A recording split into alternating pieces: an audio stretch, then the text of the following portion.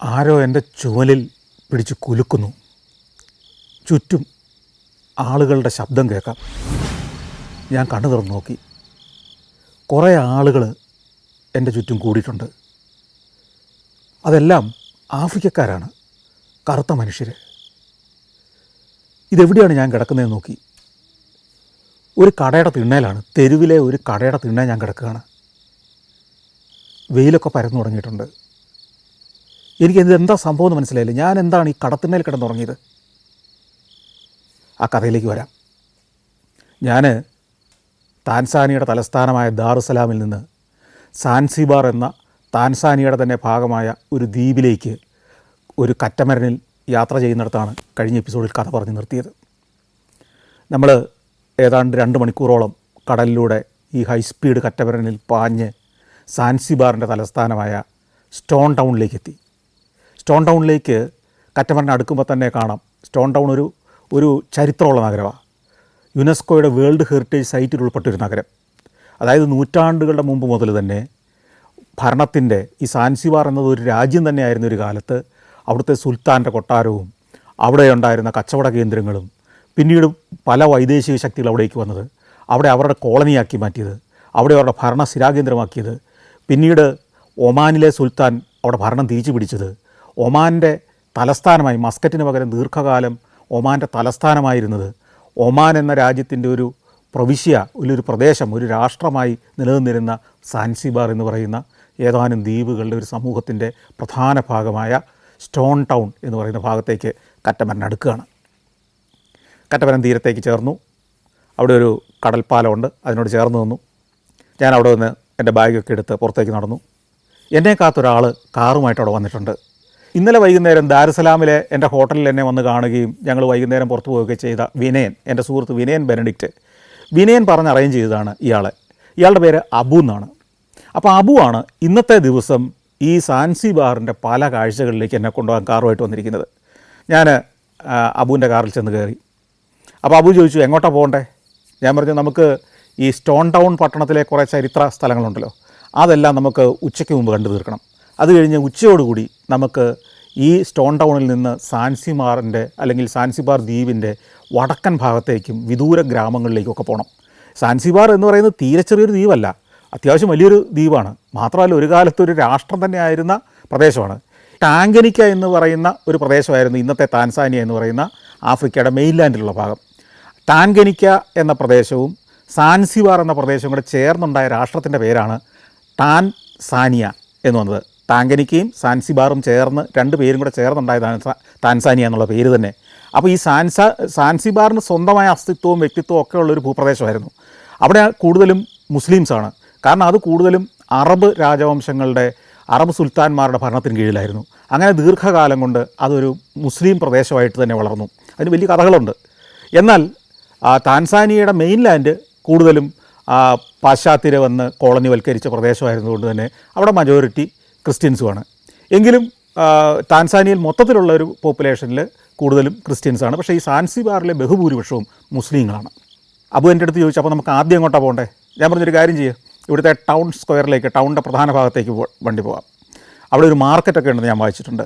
ആ മാർക്കറ്റിലേക്ക് പോട്ടെ ആദ്യം. അങ്ങനെ ഈ ചന്തയിലേക്ക് അബു കൊണ്ടുപോയി. സാധാരണ മനുഷ്യർ സാധനങ്ങൾ വാങ്ങാനും വിൽക്കാനായി കച്ചവടക്കാരും ഒക്കെ എത്തുന്ന ഒരു സ്ഥലം. അതിനകത്തൂടെ നടക്കുമ്പം മാംസം വിൽക്കുന്ന ഭാഗവും പച്ചക്കറി വിൽക്കുന്ന ഭാഗവും മത്സ്യം വിൽക്കുന്ന ഭാഗവും എല്ലാം ഉണ്ട്. ഒരു സാധാരണ ആഫ്രിക്കൻ ചന്തയുടെ എല്ലാ രൂപഭാവങ്ങളും.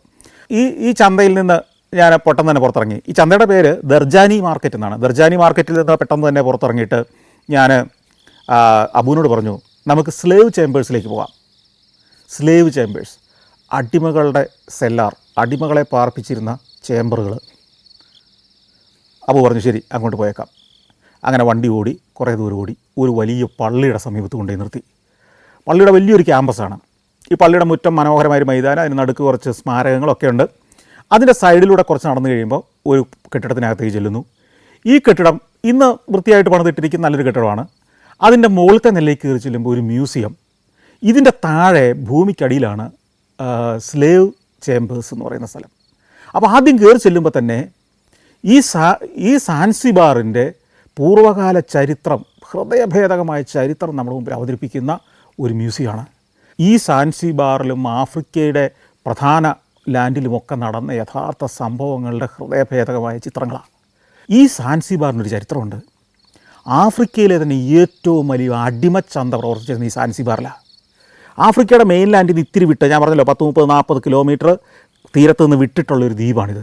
ഈ ദ്വീപിനും ആ മെയിൻലാൻഡ് ആഫ്രിക്കയ്ക്കും ഇടയ്ക്കൂടെയായിരുന്നു ആഫ്രിക്കയുടെ തെക്കേ മുനമ്പ് ചുറ്റി യൂറോപ്പിൽ നിന്ന് വരുന്ന കപ്പലുകളൊക്കെ ഇന്ത്യയിലേക്കും അറബി നാടുകളിലേക്കും ഒക്കെ യാത്ര ചെയ്തിരുന്നത്.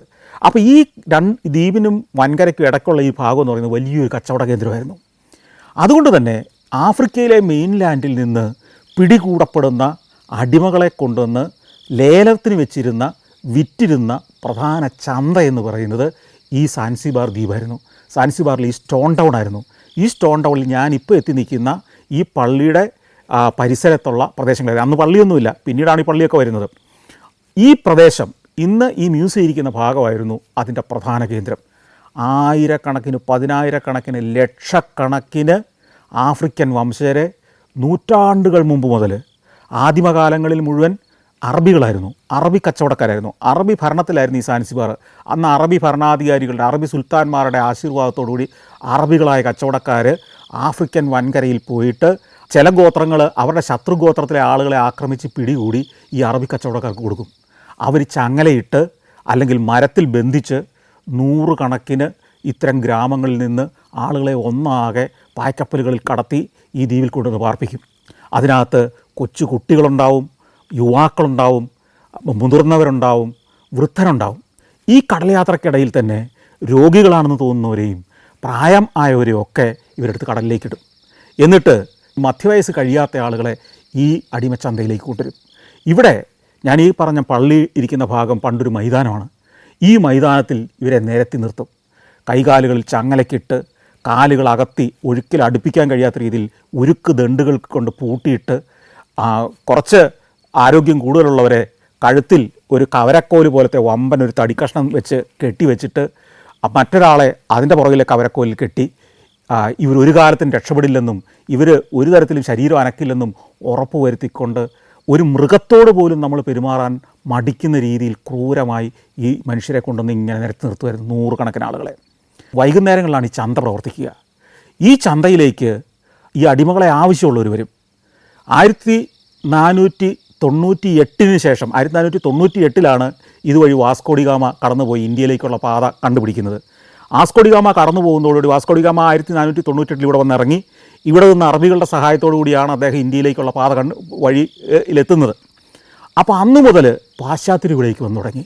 പോർച്ചുഗീസുകാർ, പിന്നെ സ്പെയിൻകാർ, ഫ്രഞ്ചുകാർ, ബ്രിട്ടീഷുകാർ ഒക്കെ ഈ വഴിയാണ് ഇന്ത്യയിലേക്ക് കടന്നു പോയിക്കൊണ്ടിരുന്നത്. അവരും അവരുടെ അടിമകളെ ശേഖരിക്കാനുള്ള, അടിമകളെ വില പറഞ്ഞ് വാങ്ങാനുള്ളൊരു സ്ഥലമായിട്ട് ഈ സാൻസിബാറിനെ കണ്ടു.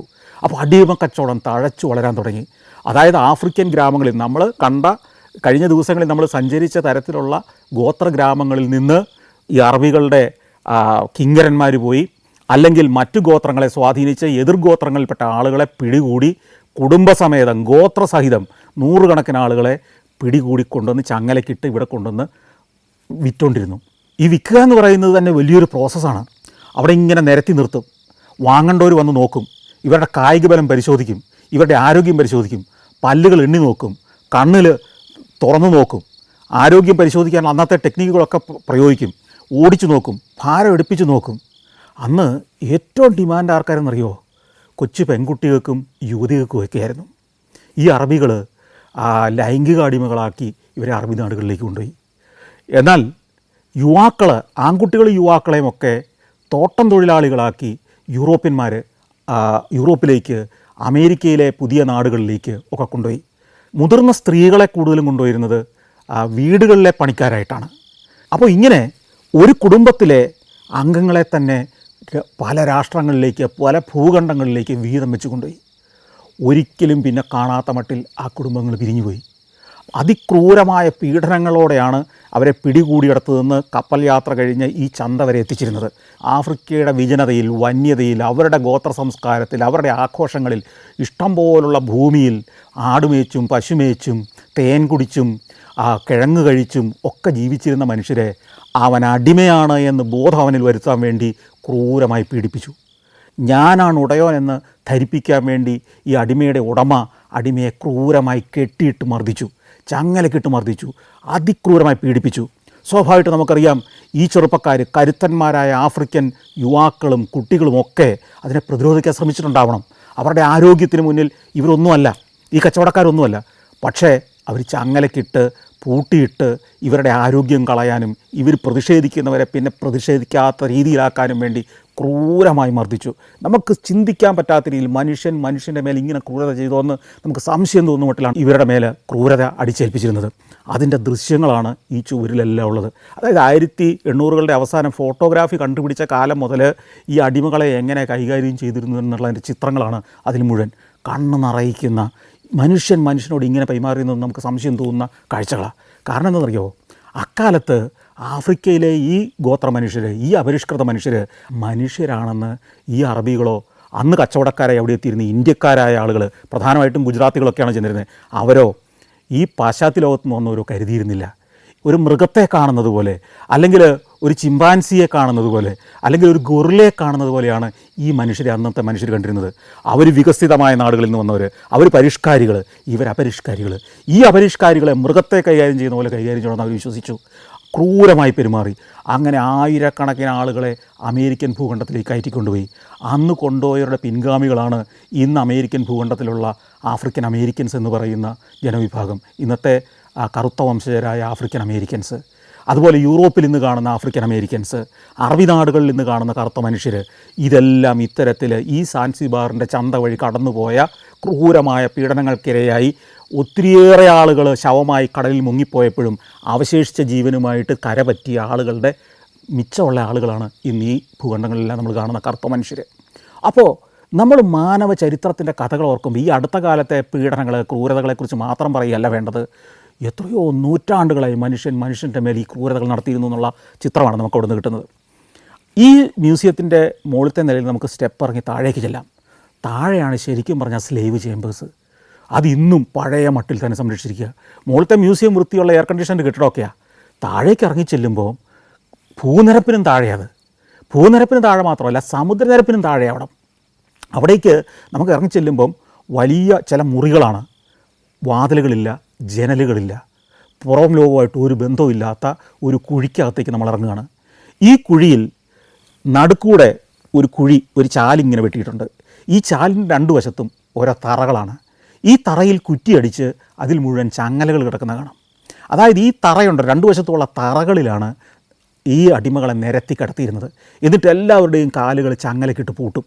ചങ്ങലയ്ക്ക് പൂട്ടി ഈ മുറിയിൽ നമുക്ക് സാധാരണഗതിയിൽ ഒരു 30 അടി നീളവും 30 അടി വീതിയുമുള്ള ഒരു മുറിക്കകത്ത് 100-ലേറെ ആളുകളെയാണ് തിക്കി പാർപ്പിച്ചിരുന്നത്. ഈ ചന്ത ദിവസം മാത്രം പുറത്തിറക്കും. ചന്തയുള്ളപ്പോൾ ഇവരെ വിറ്റുപോകുന്നവരെ കൊണ്ടുപോകും, വിൽക്കാത്തവരെ തിരിച്ചു കൊണ്ടുവന്ന് ഇതിൽ പൂട്ടിയിടും. ആഫ്രിക്കയുടെ മെയിൻലാൻഡിൽ നിന്ന് പായ്ക്കപ്പലിൽ ഇങ്ങോട്ട് കൊണ്ടിരുന്ന പുതിയ അടിമകളെ ഈ സെല്ലാറിനകത്തേക്ക്, ഈ ചേമ്പറിനകത്തേക്ക് കൊണ്ടു നിറയ്ക്കും.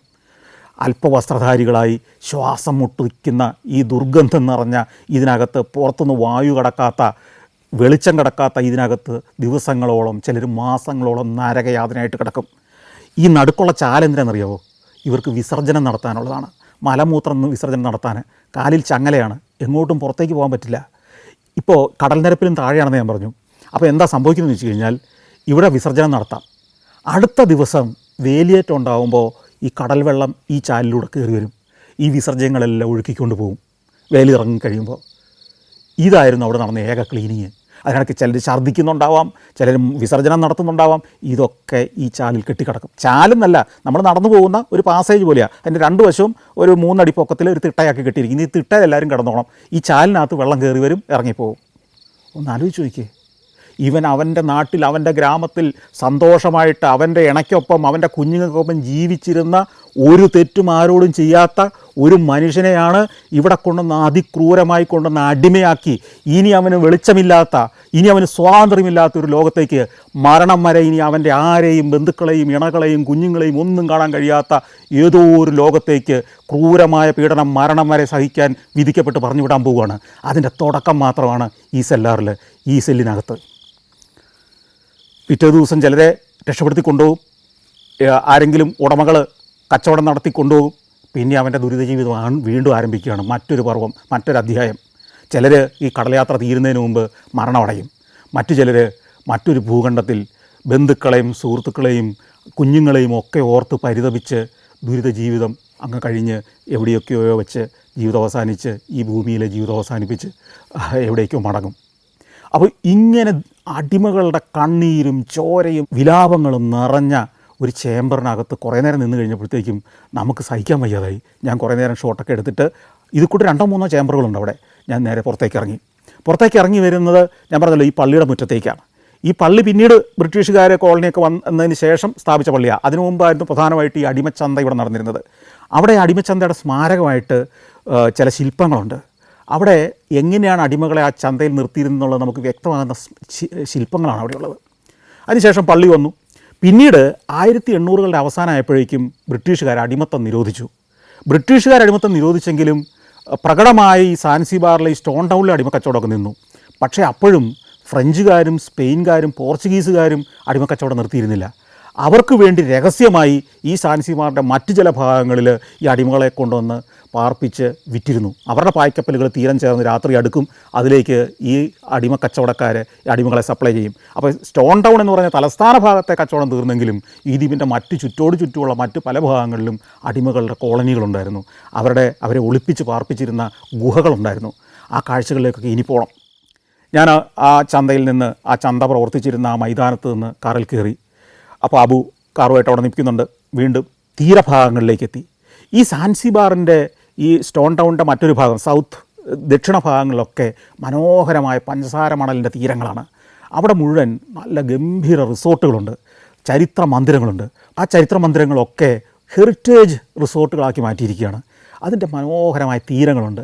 അവിടേക്കൊക്കെ ഞാൻ ഇറങ്ങി നിന്ന് ഷൂട്ട് ചെയ്തു. അതിസുന്ദരമായ തീരങ്ങളാണ്. സാൻസിബാർ ടൗൺ അത്ര സുന്ദരമൊന്നും അല്ലെങ്കിലും ഈ തീരങ്ങൾ അതിമനോഹരങ്ങളാണ്. അവിടെ ഒന്ന് ഷൂട്ട് ചെയ്തു. അതുപോലെ തന്നെ അവിടെ ഒരു കോട്ടയുണ്ട്. അതുപോലെ തന്നെ അവിടെ ചില കൊട്ടാരങ്ങളുണ്ട്. ഇതെല്ലാം ഇന്നതൊന്നും അത്ര ഭംഗിയായിട്ടൊന്നും അല്ല ഞാൻ അവിടെ ചെല്ലുന്ന സമയത്ത് സംരക്ഷിച്ചിരുന്നതെങ്കിലും അതെല്ലാം ചരിത്രത്തിൻ്റെ ശേഷിപ്പായിട്ട് നിൽക്കുകയാണ്. ഞാൻ അബുവിൻ്റെ കാറിൽ ഇനി ദ്വീപിൻ്റെ വടക്ക് ഭാഗത്തേക്ക് പോവുകയാണ്. പോകുന്ന വഴിക്കും പല കാഴ്ചകളിലും ഞങ്ങൾ നിർത്തിയാണ് പോകുന്നത്. അതൊക്കെ സഞ്ചാരത്തിൽ വിശദമായിട്ട് കാണിച്ചുകൊണ്ട് അതിൻ്റെ എല്ലാ കാഴ്ചകളുടെയും വിശദാംശങ്ങൾ ഞാൻ പറയുന്നില്ല. പല പാലസുകൾ നമ്മൾ കയറി കണ്ടു, കടൽ തീരങ്ങളിൽ പോയി നിന്നു, ബീച്ച് റിസോർട്ടുകൾ കണ്ടു. നമ്മൾ നഗരം ഈ സ്റ്റോൺ ടൗൺ പട്ടണം പിന്നിട്ട് കുറച്ചുകൂടി അങ്ങോട്ട് വടക്കോട്ട് പോയി കഴിയുമ്പോഴത്തേക്കും സാധാരണ ഒരു ഗ്രാമപ്രദേശങ്ങൾ പോലുള്ള സ്ഥലങ്ങളിലേക്ക് എത്തും. തെങ്ങൊക്കെ വളരുന്ന, വാഴകളൊക്കെ വളരുന്ന, കേരളത്തിൻ്റെ ഏതാണ്ട് അതേ ഭൂപ്രകൃതിയും കാലാവസ്ഥയൊക്കെയുള്ള പ്രദേശത്തൂടെ പോയി കുറച്ച് കഴിയുമ്പോഴത്തേക്കും ഹൈവേയിൽ നിന്ന് ഒരു മറ്റൊരു തെരുവിലേക്ക് ഇട്ടിട്ട് അബു പറഞ്ഞു, പാലസ് കാണണമെന്ന് ചോദിച്ചു. ഞാൻ പറഞ്ഞു പാലസ് കണ്ടേക്കാം, ഈ വഴിയിലുള്ളൊരു നല്ലൊരു കാഴ്ചയല്ലേ. ശരി, എംതോണി പാലസ് എന്നാണ് എൻ്റെ പേര്, ബോർഡൊക്കെ ഉണ്ട്. ഞാനവിടെ ചെല്ലുമ്പോൾ അവിടെ പാലസില്ല, ഒന്നുമില്ല. കുഴമണ്ണ് കൊണ്ട് പണിത കല്ല് കെട്ടിയ മേൽക്കൂരയില്ലാത്ത കുറേ കെട്ടിടങ്ങളുണ്ട്. പക്ഷേ ഇത് 1840കളിലൊക്കെ ഒമാൻ സുൽത്താൻ്റെ കൊട്ടാരമായിരുന്നു. അതിൻ്റെ ചരിത്രം വായിക്കുമ്പോഴാണ് ഇതിൻ്റെ പ്രാധാന്യം നമ്മൾ മനസ്സിലാക്കുന്നത്. അതിന്ന് ഉപേക്ഷിക്കപ്പെട്ട് കിടക്കുക. അത് 1880കളായപ്പോൾ തന്നെ ഉപേക്ഷിക്കപ്പെട്ടു. ഏതാണ്ട് 10-40 കൊല്ലം അത് കൊട്ടാരമായിട്ടിരുന്നുള്ളൂ. ഒരു കാലത്ത് സുൽത്താൻ ഇവിടെ ഇരുന്നാണ് ഒമാൻ എന്ന രാഷ്ട്രത്തെയും ഈ പ്രദേശത്തെയും ഒക്കെ ഭരിച്ചിരുന്നത്. ഒമാൻ സുൽത്താൻ്റെ ഭരണം അന്ന് മസ്കറ്റിൽ നിന്ന് തലസ്ഥാനം ഈ സാൻസിബാറിലേക്ക് മാറ്റി. സുൽത്താൻ്റെ ഭാര്യമാരും മക്കളും പരിവാരങ്ങളും ഒക്കെ ആയിട്ട് ഏതാണ്ട് 1000 പേരോടൊപ്പം താമസിച്ചിരുന്നൊരു കൊട്ടാരമാണ് ഈ എംതോണി പാലസ്. അതിൻ്റെ വിജനമായ സ്ഥലങ്ങളിലൂടെ, ഇന്ന് ഇടിഞ്ഞു പൊളിഞ്ഞ് വീണ സ്ഥലങ്ങളിലൂടെയൊക്കെ ഞാൻ സഞ്ചരിച്ച് ക്യാമറയായിട്ട് നടന്നു. നല്ല ചുട്ടുപൊള്ളുന്ന വെയിലാണ്, 1 മണിയൊക്കെ ആ നേരമാണ്. ഞാൻ പെട്ടെന്ന് തന്നെ തിരിച്ച് കാറിൽ ചെന്ന് കയറി. അപ്പോൾ വീണ്ടും കൊണ്ടുപോവുകയാണ്. അപ്പോൾ കൊണ്ടുപോകുമ്പോൾ പല സ്ഥലങ്ങളിലും നമ്മൾ വണ്ടി നിർത്തുന്നുണ്ട്, ഇറങ്ങുന്നുണ്ട്, ഷൂട്ട് ചെയ്യുന്നുണ്ട്. അത് കഴിഞ്ഞ് പോകുന്നത് വളരെ പ്രധാനപ്പെട്ട മറ്റൊരു ചരിത്ര സ്ഥലത്തിലേക്കാണ്. ചരിത്രം മാത്രമല്ല, ഭൂമിയുടെ ഒരു അത്ഭുത പ്രതിഭാസവും കൂടി അവിടേക്കാണ് വണ്ടി ഓടിച്ച് ചെല്ലുന്നത്. അവിടെ ചെല്ലുമ്പോൾ കുറേ കുട്ടികളും സ്കൂളിൽ നിന്ന് കുറേ അധ്യാപകരും ഒക്കെ വന്ന സംഘങ്ങളുണ്ട്. അവരുടെ ബസ്സുകൾ അവിടെ കിടക്കുന്നുണ്ട്. ഈ സ്ഥലത്തിൻ്റെ പേര് മങ്കാപ്യാനി എന്നാണ്. മങ്കാപ്യാനി വളരെ വിചിത്രമായൊരു പേരാണ്, മങ്കാപ്യാനി. ഈ മങ്കാപ്യാനിയിലുള്ളത് എന്താണെന്ന് വെച്ച് കഴിഞ്ഞാൽ ഒരു കോറൽ കേവാണ്. ഈ കടൽ തീരം മുഴുവൻ പവിഴപ്പുറ്റുകളാണ് സാൻസിബാറിൻ്റെ ചുറ്റും. അതുകൊണ്ട് തന്നെ നല്ല തെളിഞ്ഞ വെള്ളമാണ്, അതിമനോഹരമായ കടലാണ്. കടലിൻ്റെ അടിത്തട്ട് നമുക്ക് കാണാം, നല്ല ശാന്തമായ ജലം. കടൽ തീരമൊക്കെ അതിമനോഹരമാണ് ഇവിടുത്തെ. അപ്പോൾ ഇതും കടൽ തീരത്തുള്ളൊരു സ്ഥലമാണ്. പക്ഷേ നമ്മൾ ചെല്ലുമ്പോൾ ഈ കുട്ടികളും അധ്യാപകരും ഒക്കെ ഒരു കിണറ്റിനകത്തേക്ക് സ്റ്റെപ്സ് കെട്ടിയ ഒരു വലിയ കിണറിനകത്തേക്ക് ഇറങ്ങി പോവുകയാണ്. ആ സ്റ്റെപ്സ് ഇറങ്ങി നമുക്ക് കുറേ ഒരു 10-30 അടി താഴേക്ക് ഇറങ്ങാം. താഴേക്ക് ഇറങ്ങിക്കഴിഞ്ഞാൽ നമ്മൾ ചെല്ലുന്നത് വലിയൊരു ഗുഹയ്ക്കകത്തേക്കാണ്. ഈ ഗുഹ മുഴുവൻ ഞാൻ പറഞ്ഞല്ലോ പവിഴപ്പുറ്റുകളാണ്. പവിഴപ്പുറ്റ് എന്ന് പറയുമ്പോൾ അത് ഇറഗുലറാണ്, അതായത് ഇങ്ങനെ ചെതൽപ്പുറ്റ് പോലെ ഇങ്ങനെ ഇരിക്കും. അപ്പോൾ അതിൻ്റെ പരുക്കനാണ്, നല്ല കാഠിന്യമുണ്ട്, കല്ലിനേക്കാൾ കാഠിന്യമാണ് ഈ പവിഴപ്പുറ്റിന്. ഞാൻ ഈ വക്കയിൽ കിണറിൻ്റെ വക്കയിൽ നിൽക്കുമ്പോൾ അബു പറഞ്ഞു ഒരു മിനിറ്റ് വെയിറ്റ് ചെയ്യൂ, ഞാൻ ഒരാളെ വിളിച്ചുകൊണ്ട് വരാം. അങ്ങനെ കുറച്ച് കഴിഞ്ഞപ്പോഴത്തേക്ക് അബു വേറൊരാളെ കൂട്ടിക്കൊണ്ട് വന്നു. എന്നിട്ട് എനിക്ക് പരിചയപ്പെടുത്തി. അബ്ദു എന്നാണ് ഇയാളുടെ പേര്.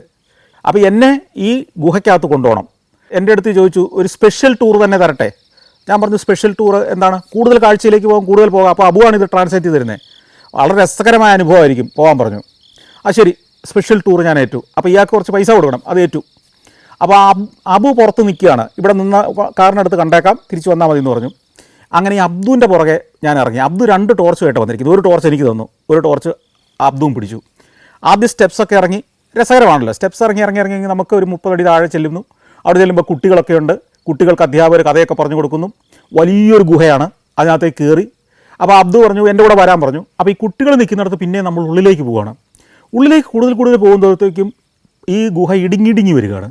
മാത്രമല്ല നിലത്ത് വെള്ളമുണ്ട്. വെള്ളമില്ലാത്ത ഭാഗത്തൂടെ ഈ കോറൽ റീഫുകൾ ഇങ്ങനെ അടുങ്ങി നിൽക്കുന്ന ഭാഗത്തൂടെ നടക്കാം നമുക്ക്. അത് സൂക്ഷിച്ച് നടന്നില്ലെങ്കിൽ തെന്നി വെള്ളത്തിൽ വീഴും. അപ്പോൾ അബ്ദു സ്ഥിരം ദിവസം 2, 3, 4 തവണ ഇത്തരം ടൂറിസ്റ്റുകൾ വരുമ്പോൾ അവരെ കൊണ്ടുപോകുന്ന ഒരു ടൂർ ഗൈഡാണ് പുള്ളി. ഈ ടോർച്ച് തെളിച്ച് വേണം ഷൂട്ട് ചെയ്യാൻ, ഇരുട്ടാണ്. അപ്പോൾ ഈ കുട്ടികളുടെ ഷോട്ടും മറ്റു ഷോട്ടുകളൊക്കെ എടുത്തു, നടക്കുന്ന പാതകൾ ഷൂട്ട് ചെയ്തു, വെള്ളക്കെട്ടുകൾ ഷൂട്ട് ചെയ്തു. ഇങ്ങനെ ഞാനൊരു കയ്യിൽ ക്യാമറയും മറ്റേ കയ്യിൽ ടോർച്ചുമായിട്ട് ഇങ്ങനെ പോവുകയാണ്. അബ്ദു വിട്ടടിച്ച് പോവുക. കുറച്ച് കഴിയുമ്പോൾ അബ്ദുവിനെ കാണുന്നില്ല. ഞാൻ നീട്ടി വിളിച്ചു അബ്ദു. അപ്പോൾ അബ്ദുവിൻ്റെ ഒരു വിളി കേൾക്കൽ അങ്ങ് അകലേന്ന് കേൾക്കാം.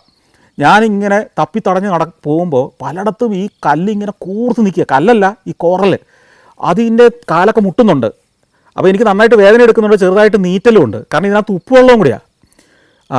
അങ്ങനെ നടന്ന് കുറേ ചെന്നു. അപ്പോൾ അബ്ദു കുറേ സ്റ്റെപ്സല്ല, ഈ പാറ ഇടുക്കിലൂടെ നടന്ന് കയറണം. അങ്ങനെ പിടിച്ച് കയറി. കുറച്ച് കഴിഞ്ഞപ്പോൾ എനിക്ക് മനസ്സിലായി ഈ ക്യാമറയും ടോർച്ചും പിടിച്ച് ഷൂട്ടിങ് ഇനി നടക്കുകയില്ല, കാരണം ഇനി അള്ളിപ്പിടിച്ച് കയറിയെങ്കിലേ മുകളിലേക്ക് പോകുള്ളൂ. ഞാൻ ചോദിച്ചു അബ്ദു നമുക്ക് തിരിച്ചു പോകാം. അല്ല, അബ്ദു പറഞ്ഞു അതിലേ അല്ല പോകുന്നത്, ഇതിലെ നേരെ മുമ്പോട്ട് പോകാം. ഞാൻ പിന്നെയും ഇയാളെ വിശ്വസിച്ച് പുറകെ നടക്കുക. നടന്ന് വീണ്ടും ചെല്ലുമ്പോഴത്തേക്ക് നമുക്ക് നിവർന്ന് നിൽക്കാൻ പറ്റാത്തൊരു സ്ഥലത്തെത്തി. ഉടനെ ഞാൻ പയ്യെ കുത്തിയിരുന്ന് ഇങ്ങനെ ക്യാമറയൊക്കെ ബാഗിനകത്തിട്ടു, പയ്യെ കുത്തിയിരുന്ന് പോവുകയാണ്. കുറച്ച് കഴിയുമ്പോഴത്തേക്ക് എനിക്ക് കിതയ്ക്കാൻ തുടങ്ങി, വേർക്കാൻ തുടങ്ങി നന്നായിട്ട്. കുറച്ച് കഴിഞ്ഞപ്പോഴത്തേക്കും തീരെ ഇടുങ്ങിയ ഒരു ഭാഗത്തേക്ക് എത്തി. അവിടെ എത്തിക്കഴിഞ്ഞപ്പോൾ അബ്ദു ഇങ്ങനെ നിലത്ത് പയ്യെ കിടന്നിട്ട് ഇങ്ങനെ നൂണ്ട് അപ്പുറത്തേക്ക് കയറി. എന്നിട്ട് അബ്ദു എൻ്റെ അടുത്ത് പറഞ്ഞു, കണ്ടില്ല ഇത്രയേ ഉള്ളൂ കാര്യം, ഇവിടെ നിന്ന് കഴിഞ്ഞാൽ നിങ്ങൾക്ക് മുകളിൽ കാണാം, ആകാശം കാണാം. അപ്പോൾ എനിക്കൊരു ആശ്വാസമായി, ഇതങ്ങ് കയറാമല്ലോ എന്നായി. ഒടുവിൽ ഞാൻ ബാഗ് മുമ്പോട്ട് വെച്ചു. എന്നിട്ട് ഞാൻ ഇങ്ങനെ നിരങ്ങി അപ്പുറേ കടന്നു. എന്നിട്ട് ബാഗ് കുറച്ചുകൂടി തള്ളി വെക്കും, വീണ്ടും ഇങ്ങനെ നിരങ്ങും. അങ്ങനെ കുറച്ച് കിടന്ന് അബ്ദു നിൽക്കുന്നിടത്തെത്തി. എത്തിക്കഴിയുമ്പോഴാണ് വേറൊരു പ്രശ്നം. ഒരു 20 അടി മുകളിലേക്ക് ഒരു കുഴൽ പോലെ ഒരു മനുഷ്യന് ഞെരുങ്ങി കടക്കാവുന്ന ഒരു പൊത്താണ് മുകളിൽ. അതിൻ്റെ മുകളിൽ അബ്ദു പറഞ്ഞാൽ ശരി, ആകാശമുണ്ട്, അതിലൂടെ വേണം ഇനി പുറത്തിറങ്ങാൻ. 20 അടി ഒരു കുഴലിനകത്തോട്, ഒരു മനുഷ്യന് കഷ്ടിച്ച് കയറി പോകുന്ന കുഴൽ പോലുള്ളൊരു പൊത്ത്, അതിനകത്തോട് എങ്ങനെ പുറത്തിറങ്ങാനാണ്? എനിക്ക് കൈകാലുകൾ നിവർത്താൻ പോലും പറ്റാത്ത രീതിയിലുള്ളൊരു സ്ഥലം. സത്യത്തിൽ ജീവിതത്തിൽ അത്രയും ഭീതി ഞാൻ അനുഭവിച്ച ഒരു സ്ഥലം വേറെ ലോകത്തുണ്ടായിട്ടില്ല. ഞാൻ പയ്യെ പിടിച്ച് കയറുമ്പോൾ എങ്ങനെയെങ്കിലും ഇതിനെ രക്ഷപ്പെടുക എന്നുള്ളത് മാത്രമല്ലേ നമ്മുടെ മുമ്പിലുള്ളൂ. ശരീരം പല പാറകളിൽ ഉരയുന്നുണ്ട്, മുറിയുന്നുണ്ട്, ബാഗ് എവിടെയൊക്കെയോ തട്ടുന്നുണ്ട്. ചിലപ്പോൾ അത് പറഞ്ഞ് താഴെ പോയെന്നിരിക്കും, ക്യാമറയോടുകൂടി ആ കുഴിയിലേക്ക് വീണ്ടും തിരിച്ചു പോയെന്നിരിക്കും. ഞാൻ അതൊന്നും മൈൻഡ് ചെയ്യേണ്ടെന്ന് തീരുമാനിച്ചു. ക്യാമറ ആയപ്പോട്ടെ, ജീവൻ രക്ഷിക്കുകയാണ് പ്രധാനം. അങ്ങനെ ഒരു 10 മിനിറ്റ് നേരത്തെ അധ്വാനത്തിനൊടുവിൽ ഞാൻ എങ്ങനെയോ പുറത്തേക്കെത്തി. വേർത്ത് കുളിച്ച് ഞാൻ അവിടെ നിന്ന് വിറയ്ക്കുകയാണ്.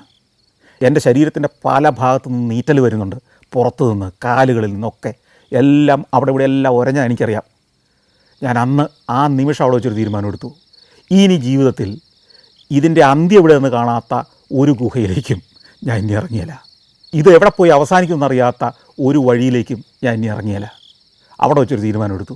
പിന്നീട് ഞാൻ അത്ര ഒരു സാഹസത്തിന് ഇന്നേ വരെ ജീവിതത്തിൽ പോയിട്ടില്ല. അപ്പോൾ അബു ചോദിച്ചു, എങ്ങനെ ഉണ്ടായിരുന്നു, ഗംഭീര എക്സ്പീരിയൻസ് അല്ലേ, എക്സ്ട്രാ പൈസ കൊടുത്തത് മുതലായില്ലേ? ഞാൻ പറഞ്ഞു മുതലായി. ഞാൻ കാർ കയറി അബ്ദുവിനുള്ള പൈസയൊക്കെ കൊടുത്ത് ഞങ്ങൾ അവിടുന്ന് യാത്രയായി. പിന്നെയും പല കാഴ്ചകളിലൂടെ പോയി, കടൽ തീരത്തെ ക്ലിഫിൽ പോയി നിന്നു, ആ മനോഹരമായ കാഴ്ചകൾ പകർത്തി. ആ സാൻസിബാറിൻ്റെ ഗ്രാമക്കാഴ്ചകൾ, ജീവിതക്കാഴ്ചകൾ ഇതെല്ലാം പകർത്തി. വൈകുന്നേരം ആയപ്പോഴത്തേക്കും തിരിച്ച് സ്റ്റോൺ ടൗണിലെത്തി. സ്റ്റോൺ ടൗണിലെ ഗോൾഡൻ ടുലിപ്പ് ഹോട്ടലിലാണ് അന്ന് താമസം. മനോഹരമായ ഹോട്ടൽ, ഗംഭീരമായ ആംബിയൻസ്, നല്ല റെസ്റ്റോറൻറ്റ്. അന്ന് രാത്രി അവിടെ കിടന്ന് ഉറങ്ങി.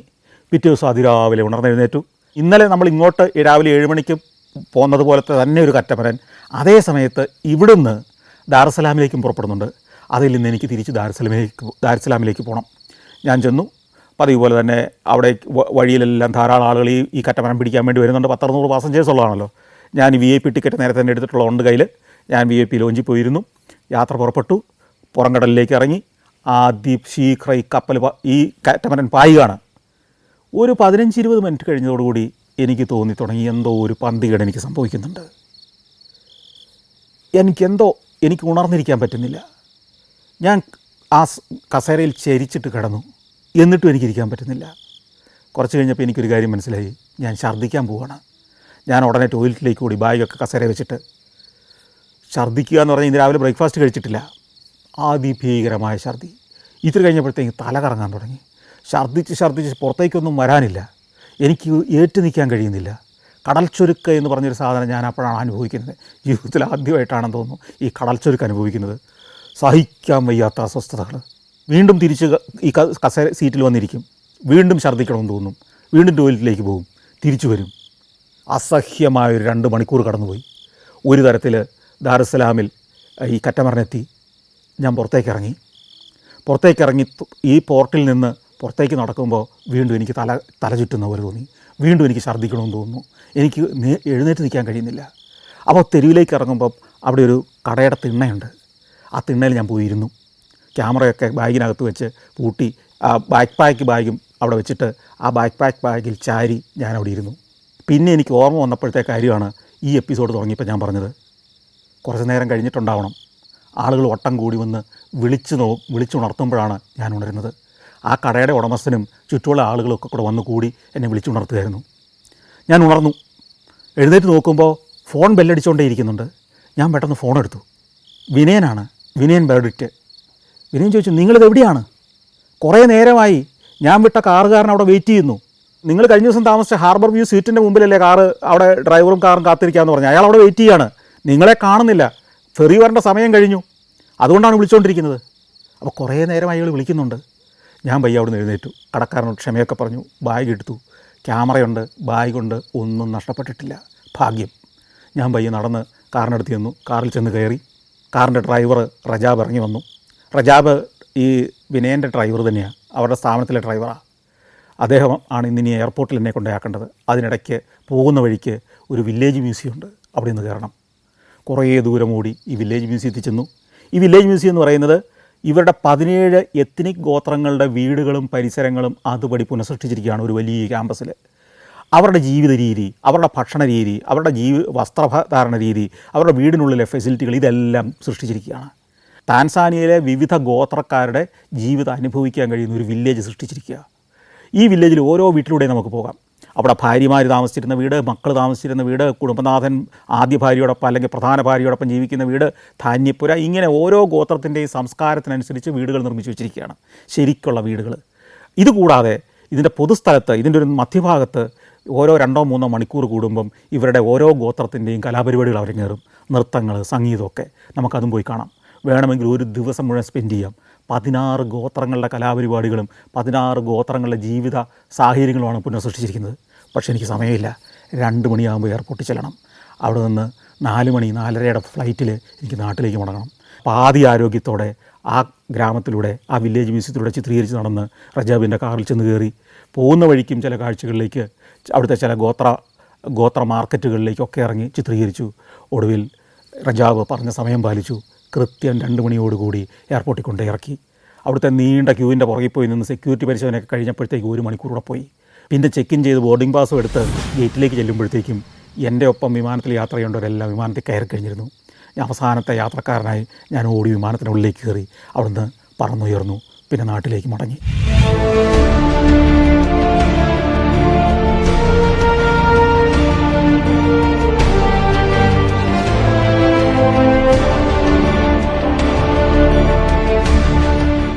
Albania, Maldives, Georgia, Ethiopia.